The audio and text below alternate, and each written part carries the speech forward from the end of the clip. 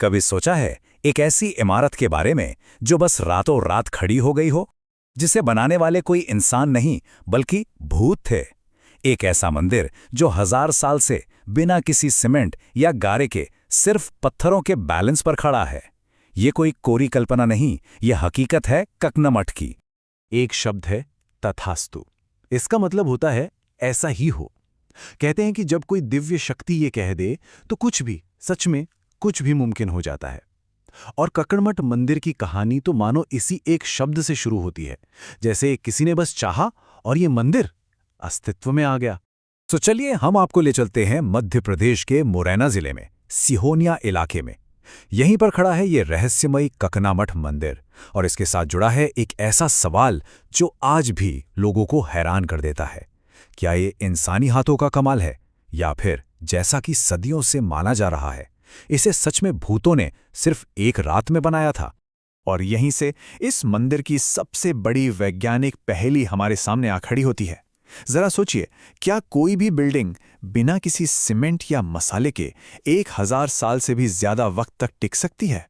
देखिए, ये सिर्फ लोक कथा नहीं है, ये आर्किटेक्चर का, वास्तुकला का एक ऐसा चमत्कार है जिसके सामने आज की मॉडर्न साइंस भी सोच में पड़ जाती है।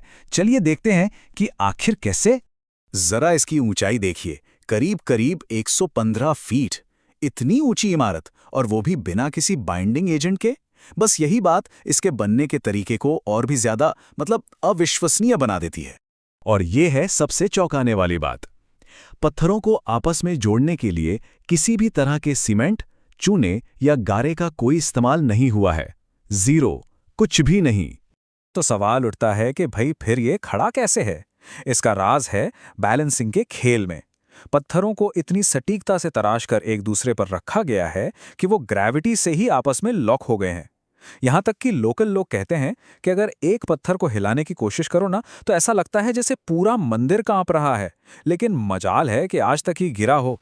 जहां साइंस के सवाल आकर रुक जाते हैं, अक्सर वहीं से कहानियों का सिलसिला शुरू होता है। और इस मंदिर के अधूरे होने के पीछे भी एक बहुत ही दिलचस्प लोक कथा है।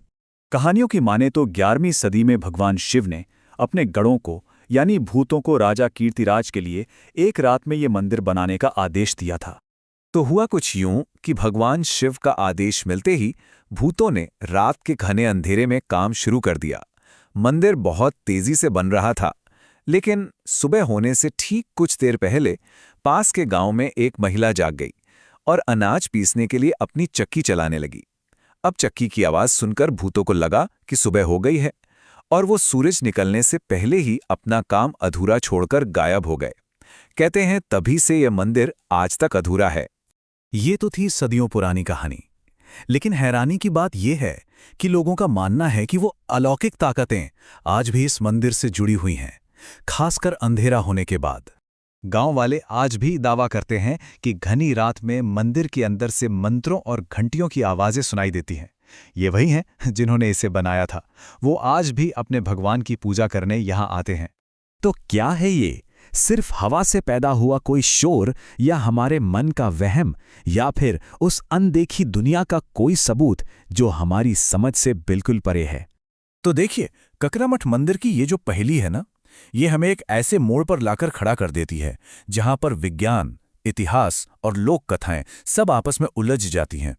आज भारतीय पुरातत्व सर्वेक्षण यानी ASI इस जगह की देखरेख करता है। ये एक प्रोटेक्टेड मॉन्यूमेंट है, लेकिन इसकी सुरक्षा के बावजूद इसके जो सबसे गहरे राज हैं वो आज भी अनसुलझे हैं। और ये सारी कहानी हमें वापस उसी एक शब्द पर ले आती है, तथास्तु। शायद कुछ रहस्य सुलझाने के लिए होते ही नहीं हैं। शायद ककनमठ की कहानी हमें यही सिखाती है कि कुछ चीज़ों को बस स्वीकार कर लेना चाहिए, जैसा वो हैं ऐसा ही हो।